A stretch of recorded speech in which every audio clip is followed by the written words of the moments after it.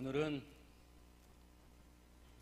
교회력으로 종려주일로 지키는 주일이지요. 그리고 동시에 순환주일로 지키는 주일이기도 합니다. 종려주일이라 하면 우리가 잘 아는 대로 예수님께서 예루살렘에 입성하실 때 군중들이 호산나 다윗의 자손이여 찬송하리로다 주의 이름으로 오시는 이여 하며 맞이한 그 사건을 기념하며 지키는 그런 주일이지요. 그에 반해 순환주일이라 하면 예루살렘 입성 후 예수님께서 겪으신 그 고난을 기억하며 지키는 것이라 할 수 있겠습니다. 그런 의미에서 종려주일이라 하는 것은 예루살렘에 입성하실 때 일어난 그 한 사건을 기억하는 것이라 하면, 그 반대로 동일한 날을 순환주일이라 이렇게 지킨다는 것은 예루살렘 입성 후에 예수님의 그 한 주간의 행적을 기억하는 것이다 라고 할 수 있을 것입니다. 우리는 예수님의 고난을 이야기할 때 대부분 육체적 고난을 많이 이야기합니다. 채찍질을 당하시고 침뱉음을 당하시고 머리에 가시면류관을 쓰시고 손과 발에 못이 박히고 십자가에 달리신 그 고통 말입니다. 물론 그 고통 역시 한 인간이 감당하기에는 너무나 큰 고통이었습니다. 그럼에도 불구하고 종려주일을 또한 순환주일로 지킨다는 것은 예수님께서는 한 주간을 돌아보면 목요일날 잡히시게 되죠. 그리고 금요일에 십자가에서 달려 돌아가십니다. 그렇다면 왜 종려주일, 예루살렘 입성부터 한 주간을 순환주일이라 할까?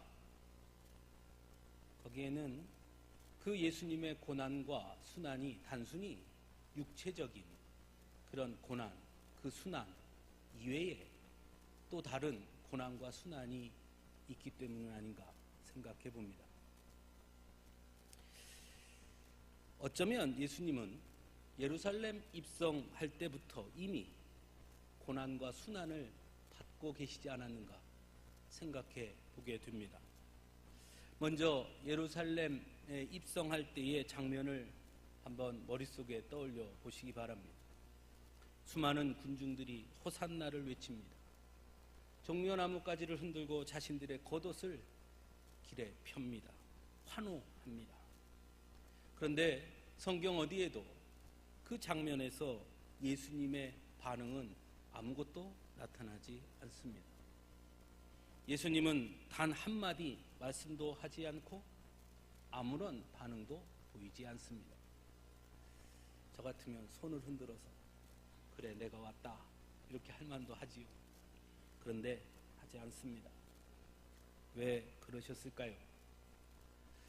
예수님은 공생애를 시작하시면서 처음부터 줄곧 하나님의 나라를 전하셨습니다.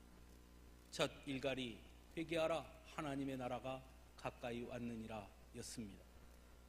단순히 로마로부터 이스라엘을 독립시키기 위해서 오신 것이 아니었고, 단순히 다윗의 그 왕조를 회복시키기 위해서 오신 것도 아니었습니다. 예수님은 끊임없이 그래서 이스라엘 백성들에게, 자신을 따르는 이들에게 회개할 것을 요청하셨습니다.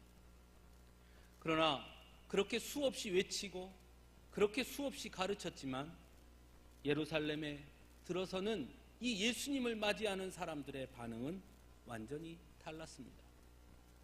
그들의 환호는 아주 분명했습니다. 예수님이 다윗의 왕국을 다시 회복할 것이라는 기대감에 차 있는 환호였습니다. 예수님께서 공생의 기간 동안 보여주셨던 그 수많은 이적들에 대한 환호였고 기대였습니다. 예수님께서 공생애 동안 그토록 강조하며 전하셨던 하나님의 나라를 향한 관심은 그들에게 전혀 없었습니다. 예수님의 의도와 목적에는 아무런 관심이 없고 자신들의 목적과 자신들의 생각대로 예수님의 가르침을 왜곡했고 자신들 중심으로 판단했던 것입니다.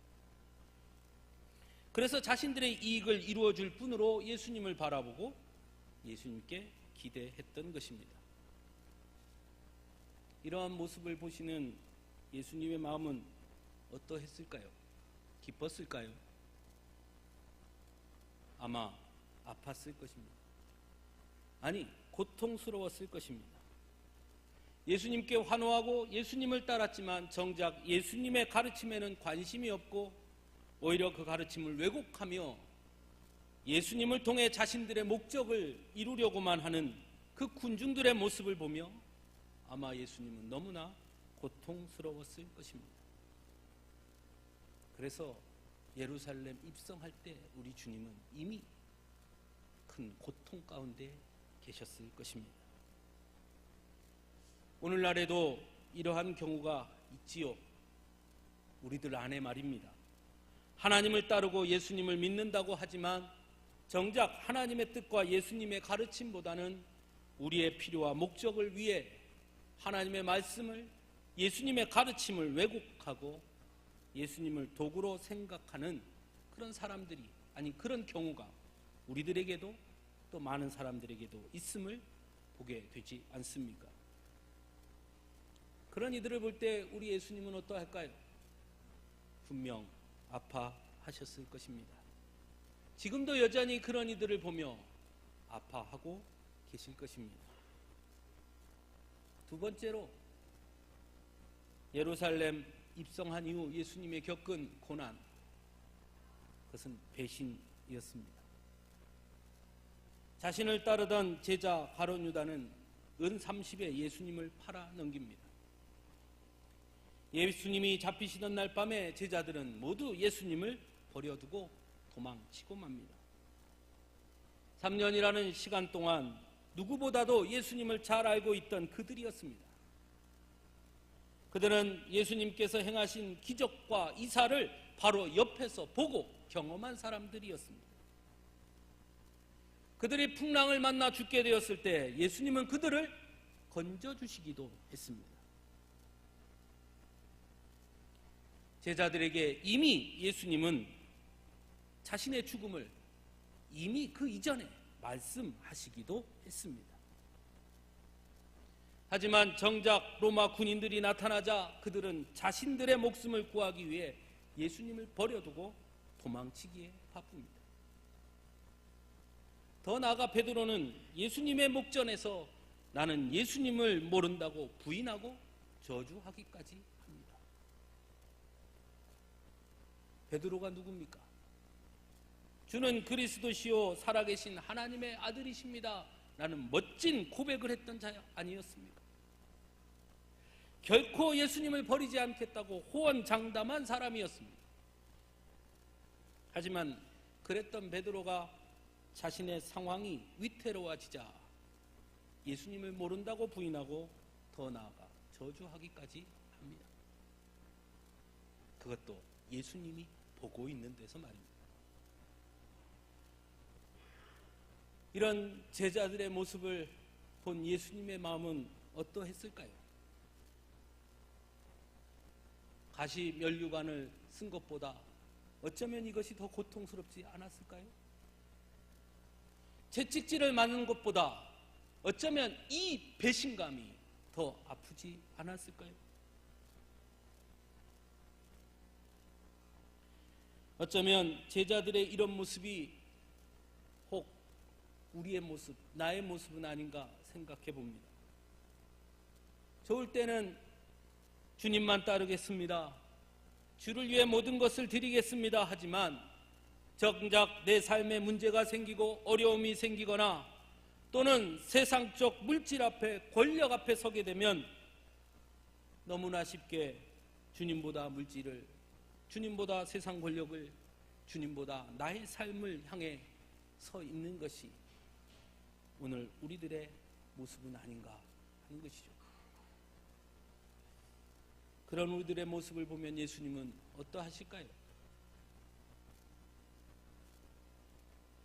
나는 예수님을 채찍질하지 않았고, 나는 예수님의 손을 못을 박지 않았고, 나는 예수님께 침뱉음을 하지 않았기 때문에, 그래서 예수님의 고난과 예수님의 순환하고는 나는 관계없다고 말할 수 있을까요? 어쩌면 배신한 제자들의 모습, 오늘의 우리의 모습들이 예수님을 더 아프게 하고 있지는 않습니다. 그래서 어쩌면 우리는 오늘도 예수님을 자꾸 십자가로 몰아가고 있는지도 모르겠습니다. 세 번째는 버림받음입니다. 예수님은 철저하게 버림받았습니다. 자신이 그토록 사랑했던 이스라엘 백성들로부터 버림받았습니다. 그토록 예수님을 쫓아다녔던 그들이 이제는 예수님을 철저하게 버립니다. 예수님을 환영했던 군중들은 자신들의 기대를 예수님이 충족하지 못한다고 판단되자 예수님을 십자가에 못 박으라 외치는 자들로 변해버립니다. 예수님은 그들의 생명을 살리기 위해 오셨는데 그들은 예수님을 통해 자신들의 목적과 이익을 얻으려고 했을 뿐 예수님의 마음을, 예수님의 사랑을, 예수님의 진심을 철저하게 외면했습니다. 더 나아가 예수님을 죽음의 자리로 몰아넣어버립니다. 철저하게 예수님을 버렸습니다. 이것은 단순히 예수님을 버린 것에 그치는 것이 아닙니다. 예수님의 3년의 사역의 부정이었습니다. 예수님이 베푸신 사랑에 대한 부정이었고 예수님이 베푸신 은혜에 대한 철저한 부정이었습니다. 그래서 이것은 단순한 인간적인 버림받음이 아닙니다. 예수님의 3년 동안의 모든 것이 버림받은 것이고 부정당한 것입니다. 그 마음이 어떠했을까요? 누구든 자신이 최선을 다한 것이 부정당하게 되면 그 상실감이란 이루 말할 수 없는 고통으로 다가올 수밖에 없는 것입니다. 자신이 쏟은 열정과 사랑에 비례해 어쩌면 그 아픔과 고통은 더 클 수밖에 없을 것입니다. 그렇게 본다면 예수님의 마음은 얼마나 아팠을까요?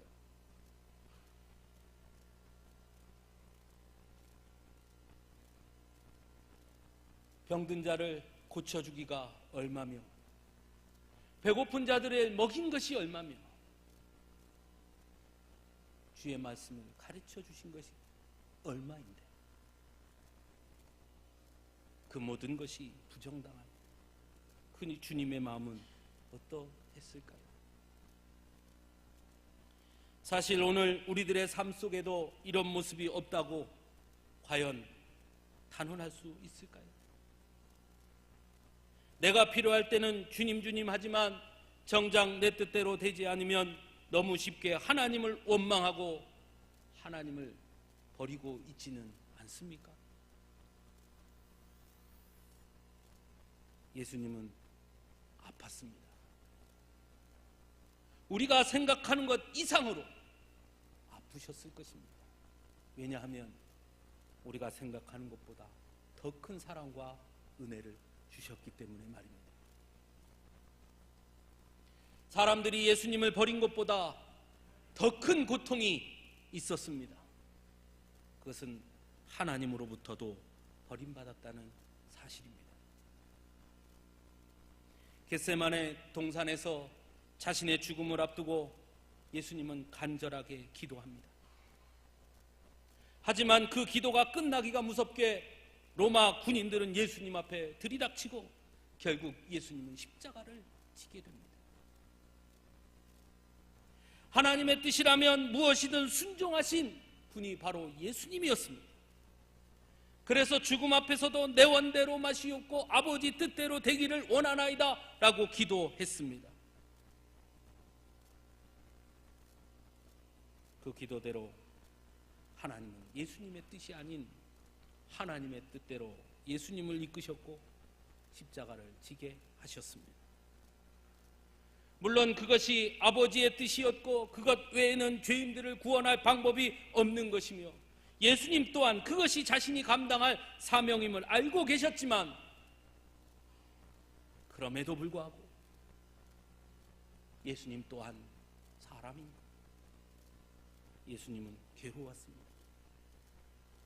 그래서 십자가상에 아버지여 아버지여 어찌하여 나를 버리셨나이까 절규하십니다. 우리가 신앙생활할 때 가장 괴로울 때가 여러분 언제입니까? 저는 개인적으로 하나님의 침묵을 경험할 때인 것 같습니다. 너무나 힘들어서 도무지 방법이 없어서 하나님 앞에 간절히 기도하지만 하나님이 여전히 침묵하실 때, 아무런 말씀도 주지 않을 때, 가끔 우리는 신앙의 위기를 맞이할 때가 있는 것 같습니다. 예수님 역시 그렇지 않았을까요? 단순히 육체적 고통만이 아닌 자신이 사랑했던 사람으로부터 버림받았다는 것, 제자들에게조차 버림받았고 하나님조차 침묵하신다는 그 사실 앞에 예수님은 얼마나 아팠을까요? 얼마나 괴로웠을까요? 그래서 단순히 예수님의 고난은 채찍질을 당하고 침뱉음을 당하고 가시면류관을 쓰고 손과 발에 못이 박힌 그 고통만이 아닌, 어떻게 보면 예루살렘 입성한 이후 한 주 내내 우리 주님은 고통받으셨다라는 것입니다. 예수님의 예루살렘 입성 이후 모든 행적은 그래서 고난이었고 고통이었고 순환이었습니다. 어느 누구도 예수님의 마음을 위로해 주는 이가 없었습니다. 예수님과 함께하는 이도 없었고 예수님께서 3년 동안 행하신 그 고단했던 예수님의 사역을 인정해 주는 이도 없었습니다. 예수님의 마음을 알아주는 자도 없었습니다. 철저하게 버림받았고 철저하게 배신당했고 철저하게 이용당했습니다. 그것을 확인하는 시간이 예루살렘 입성 후 한 주간의 시간이었습니다. 그리고 결국 예수님은 십자가에 달리시게 됩니다. 그런데 오늘 본문에 우리는 아주 특별한 한 사람을 만나게 됩니다. 모두가 예수님을 버리고 모두가 예수님을 배신한 그 순간 이는 전혀 다른 모습을 보여줍니다. 십자가에 달린 예수님 양옆에는 다른 두 행악자가 달려 있었습니다. 이들이 구체적으로 어떤 제목으로 십자가에 달렸는지 정확하게 알 수는 없습니다. 다만 마가복음에는 그들을 강도라고 소개하고 있습니다. 어쨌든 그들은 십자가에 달렸습니다. 자신들의 잘못 때문에, 자신들의 행위로 인해 그들은 십자가에 달렸습니다.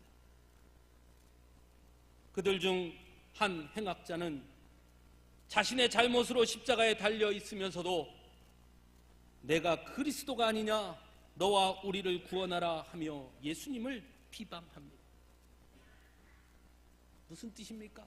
너 그리스도라며, 너 구원자라며, 그럼 우리 좀 구원해봐 하고 예수님을 조롱한 것입니다. 마지막 순간까지 예수님은 십자가에서조차까지 그리스도이심을 도전받고 있었던 겁니다. 마지막 그 순간까지 말입니다. 그것도 그런 말을 할 자격도 없는 행악자가 말입니다. 너 그리스도라며, 너 구원자라며, 그럼 우리 좀 구원해봐 너도 구원 못하면서 내가 무슨 그리스도야? 내가 무슨 구원자야? 마지막 그 순간까지 예수님은 비방을 받습니다. 도전을 받습니다.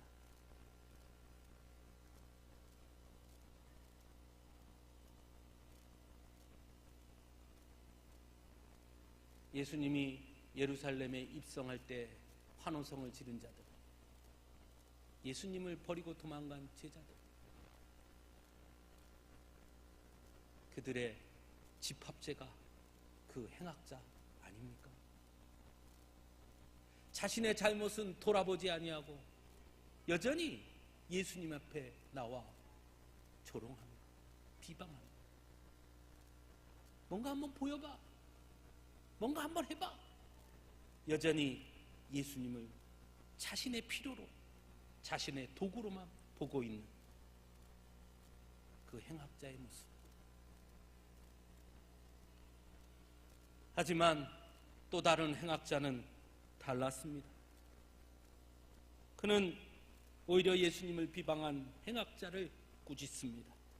이렇게 말합니다. 우리는 우리가 행한 일에 상당한 보응을 받는 것이니 이에 당연하거니와 이 사람이 행한 것은 옳지 않은 것이 없느니라. 그는 유일하게 예수님이 죄가 없으신 분이라는 사실을 증거하고 있습니다.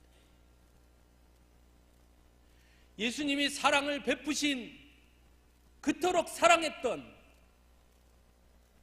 수많은 군중들은 예수님을 십자가에 못 박으라, 예수님을 십자가에 못 박으라, 그를 죽이라 외쳤지만 거꾸로 이 행악자는 그는 죄가 없느니라. 더 나아가 42절에 예수여 당신의 나라에 임하실 때 나를 기억하소서 라고 예수님께 요청합니다. 참 놀랍지 않습니까? 어떻게 행악자로 십자가에 달려 죽을 수밖에 없었던 그가 이토록 놀라운 고백을 할 수 있었을까요? 어떻게 그는 다른 이들이 보지 못했던 그 놀라운 비밀을 알 수 있었을까요? 그리고 어떻게 그는 내가 나와 함께 낙원에 있으리라 라는 축복의 말씀을 들을 수 있었을까요?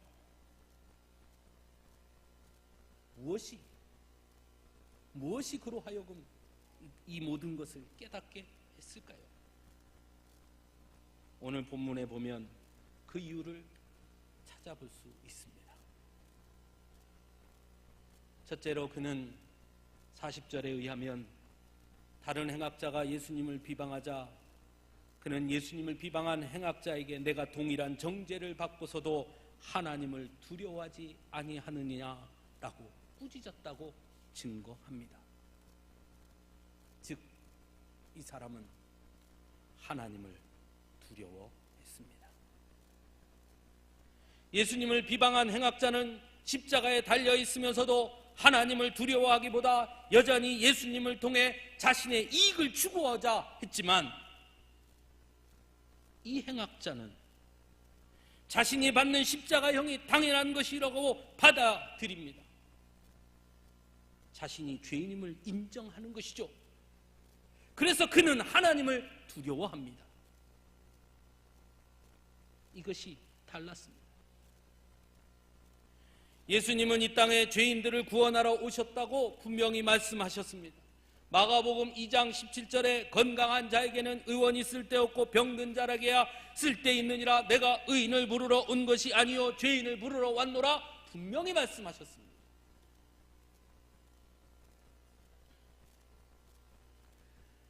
여기에 은혜가 있는 것이죠. 죄가 없는 이들이 아니라 나의 죄를 고백하는 자들에게 하나님의 낙원은 허락되는 것입니다. 세상 사람들은 스스로 자신들이 의인이라고 생각하지요. 하지만 믿음의 사람들은 어떻습니까? 우리가 죄인임을 고백하는 사람들이 곧 성도 아닙니까? 그래서 예수님이 필요하죠. 내가 죄인이니까. 오늘 이 행악자는 자신의 죄가 십자가에 달릴만 하다고, 당연하다고 인정합니다.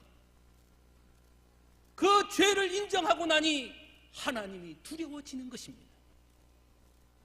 내가 이 죄로 이렇게 죽으면 하나님 앞에 설 터인데 오 어찌할꼬, 오 어찌할꼬.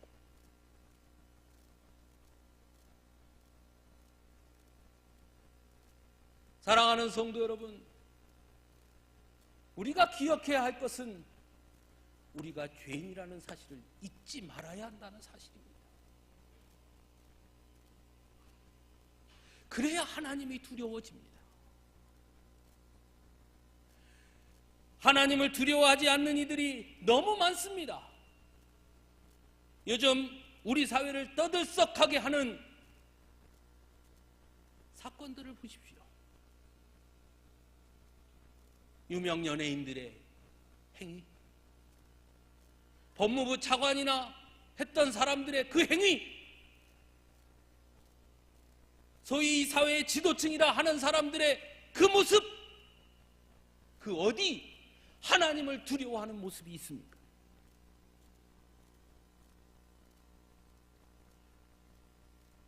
스스로 죄인임을 깨닫지 못하기 때문입니다.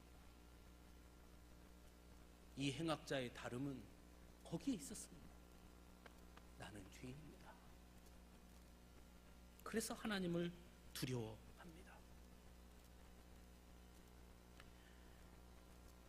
그런 내가 죄인임을 인정하고 주님 앞에 자신의 죄를 고백하는 자들을 우리 주님은 기억하시는 것입니다. 두 번째로 행악자는 예수님을 의지했습니다. 비록 십자가에 달려 더 이상 소망이 없는 그 상황에서도 그는 예수님을 의지합니다.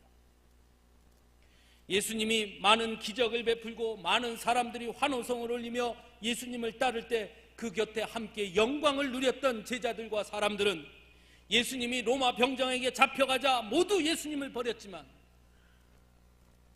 오히려 행악자는 절망만이 가득하기만 한 그 순간에 오히려 예수님을 의지합니다.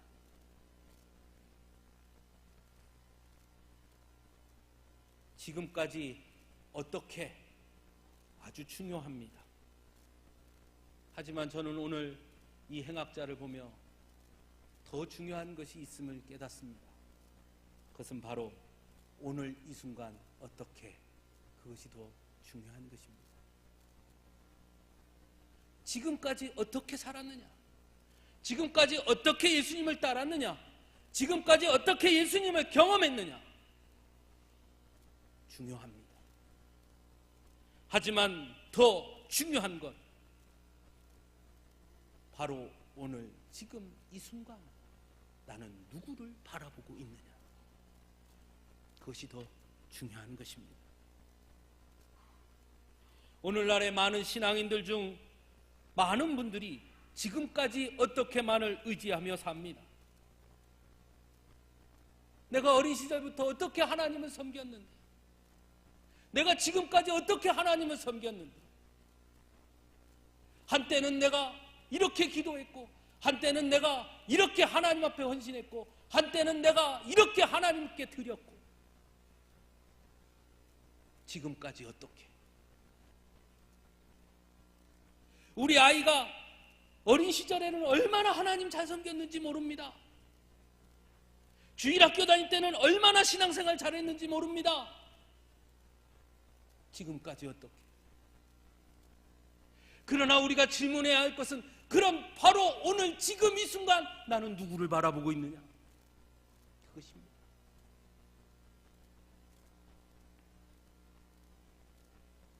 행악자는 지금까지 어떻게가 없었을 수도 있는 사람입니다. 지금까지 예수님을 따르지도 않았고 지금까지 예수님을 모른다고 살았는지도 모르겠습니다. 그랬으니 행악자가 되었겠지요. 하지만 중요한 것은 바로 지금 이 순간 나를 기억하소서 하고 주님을 불렀다는 것입니다. 그리고 주님은 그 행악자에게 오늘 내가 나와 함께 낙원에 이르리라 말씀합니다. 지금 이 순간입니다. 사랑하는 성도 여러분, 지금까지 어떻게? 아주 중요합니다. 중요하지 않다는 것이 아닙니다. 하지만 더 중요한 것, 지금 이 순간 난 어떻게 하나님 앞에 서 있느냐, 지금 이 순간 난 어떻게 하나님을 바라보고 있느냐, 그것이 더 중요한 것입니다. 예수님을 따르던 많은 무리들과 제자들은 모두 예수님을 버렸습니다. 하지만 십자가에 달린 행악자 중 한 사람은 모두에게 버림받은 예수님을 오히려 의지합니다. 지금까지 우리가 예수님을 어떻게 바라보며 어떻게 살았는지 모르겠습니다. 정려나무가지를 흔들며 예수님을 환영하다가 십자가에 못 박으라 외친 그 자리에 내가 있었는지도 모르겠습니다. 예수님이 베푸시는 은혜를 경험할 때는 오 주여 오 주여 나는 주님만 따르겠습니다. 하지만 정작 내 삶에 문제가 생기고 어려움이 생기면 가차없이 예수님을 버리는 자리에 내가 있었는지도 모르겠습니다. 하지만 지금 이 순간 나는 주님을 바라봅니다. 그것이 중요한 것입니다. 그런 자에게 예수님은 너 지금까지 어떻게 살았냐 묻지 않으십니다. 네가 어떻게 그런 말을 할 수 있냐 묻지 않습니다. 너 내가 그렇게 은혜 베풀어 줬는데 너 그렇게 안 했잖아 따지지 않습니다. 오히려 주님은 오늘 이 순간, 오늘 바로 지금 여기에서 나를 바라보며 오 주여 나는 죄인입니다, 나를 기억하소서 하는 내가, 바로 내가 오늘 나와 함께 낙원에 있으리라 말씀하십니다.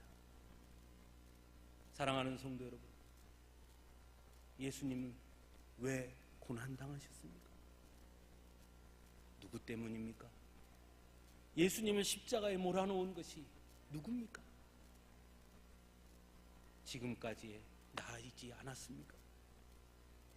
하지만 여러분, 이제라도 오늘 지금 이 순간 주님 앞에 주여 나 때문입니다, 내가 주님을 버렸습니다, 내가 주님을 모른다 부인했습니다, 내가 주님을 십자가에 못 박으라 외친 자였습니다. 하지만 주님 지금 이 순간 나를 불쌍히 여겨 주옵소서, 나는 죄인입니다 고백하면 우리 주님 우리에게 내가 오늘 나와 함께 낙원에 있으리라 품어주실 줄로 믿습니다. 그 주님을 더 이상 아프게 하지 맙시다. 다시는 우리 주님을 십자가로 몰아넣지 맙시다. 오히려 예수님의 십자가를 함께 지고 걷는 자들이 될 수 있기를 간절히 바랍니다. 함께 기도하겠습니다.